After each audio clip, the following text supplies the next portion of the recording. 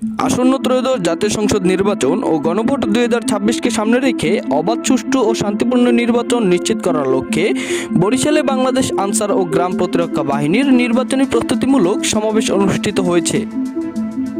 আজ 7 ফেব্রুয়ারি শনিবার বরিশাল শহরের বেলস পার্কে আয়োজিত এই সমাবেশ বরিশাল জেলার 833 ভোট কেন্দ্রে মোট 10,829 জন আনসার ও বিডিপি সদস্য সমাবেশে অংশগ্রহণ করেন।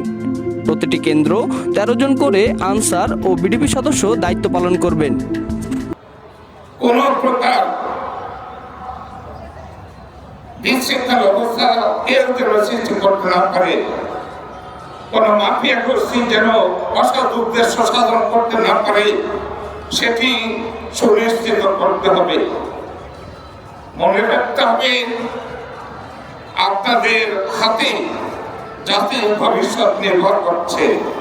আগামী দিনে সরকার গঠনের যে এই সিঁড়িকে মসৃণ করার দায়িত্ব আপনাদের।